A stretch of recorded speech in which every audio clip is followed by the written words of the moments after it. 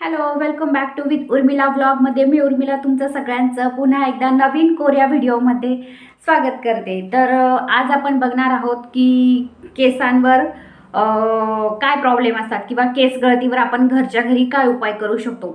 मी जास्त काही यूज करत नाही, पण एक जे इन्ग्रेडियंट्स आहे ते मी महिन्यातनं एकदा किंवा आठवड्यातनं एक वेळेस, आठवड्यातून तर नाही म्हणता येणार, पण 15 दिवसातनं एकदा मी नक्कीच यूज करते माझ्या केसांसाठी. आणि काय म्हणतात ना, केस गळती ज्याला नाही असा या पृथ्वी तलावर एकही मनुष्य सापडणार नाही. ज्याचे केस गळत नाही त्याने मला पर्सनली कमेंट करावं, मी त्याचं कौतुकच करेल. कारण केस गळती ही थोड्याफार प्रमाणात सगळ्यांनाच होत असते, जसं लेडीज असो जेंट्स असो, प्रत्येकालाच होत असते थोडी ना थोडी. आणि लेडीजचं कसं असतं की हॉर्मोन्स इनबॅलन्स होणं, आरोग्याच्या इतर तक्रारी असणं, प्रेग्नन्सी, तर खूप सारे प्रॉब्लेम असतात लेडीजच्या शरीरामध्ये.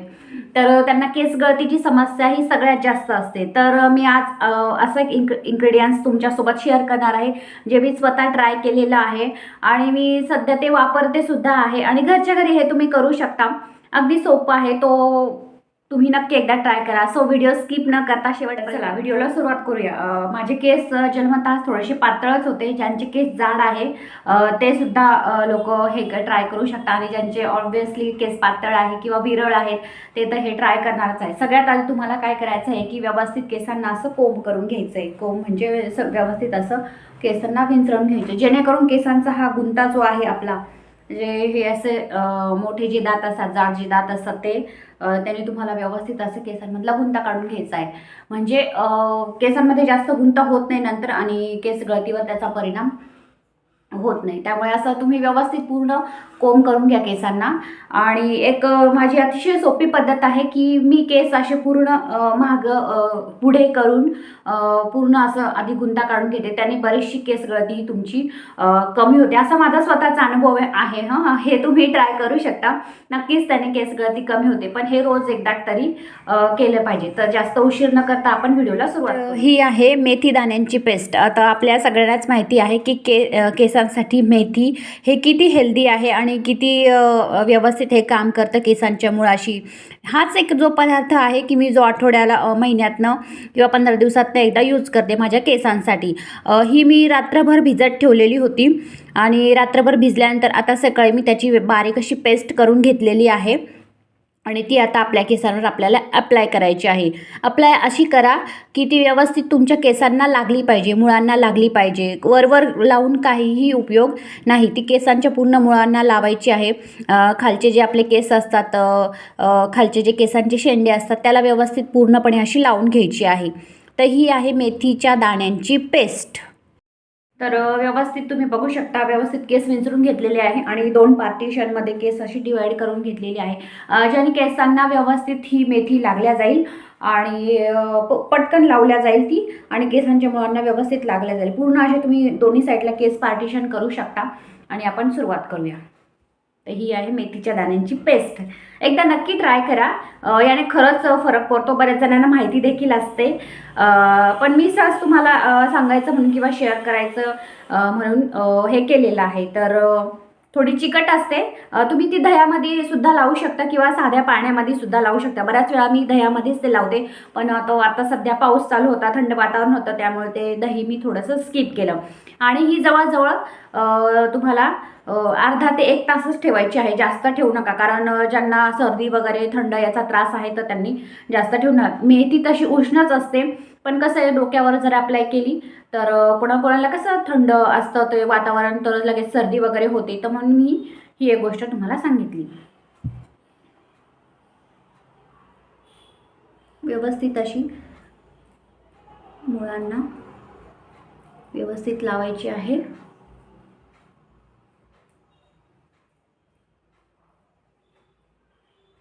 एक एक तुम्ही कोंब करून पण ही व्यवस्थित लावू शकता.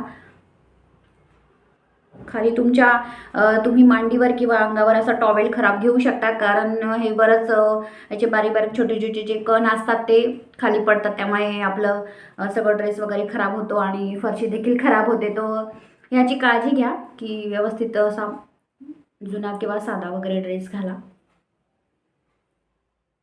तर तुम्ही बघू शकता की आपली पूर्ण पेस्ट जी आहे ती लावून झालेली आहे.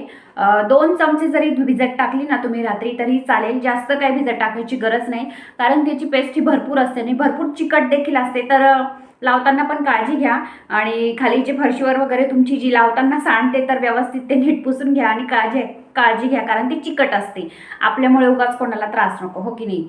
आणि पूर्ण पेस्ट आता लावून झालेली आहे. तर आपण एक अर्धा तास किंवा 1 तास वेट करूया आणि त्याच्यानंतर वेट करूया. तुम्ही लगेच शॅम्पूनी जरी वॉश केलं तरी इट्स ओके, किंवा मग नुसतं त्या दिवशी कोमट पाण्याने वॉश करा आणि दुसऱ्या दिवशी तेल लावून व्यवस्थित शॅम्पूनी वॉश करा, तेही चालेल. कसंही तुम्हाला जसं योग्य वाटेल तसं तुम्ही करू शकता. पण ही जी मी पद्धत सांगितली आहे ती तुम्ही एकदा नक्की ट्राय करा, नक्की तुम्हाला रिझल्ट भेटेल. पण त्याच्यामध्ये कसं आहे, सातत्य असायला हवं. नाही तर मग एकदा केलं आणि लगेच तुम्हाला वाटेल की केस गळती थांबली पाहिजे, असं नाही होत. कुठलाही आपण काय म्हणतो त्याला,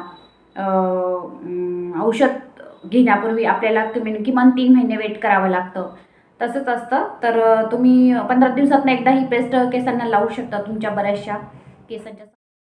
आता इकडे मी हेअर वॉश केलेला आहे.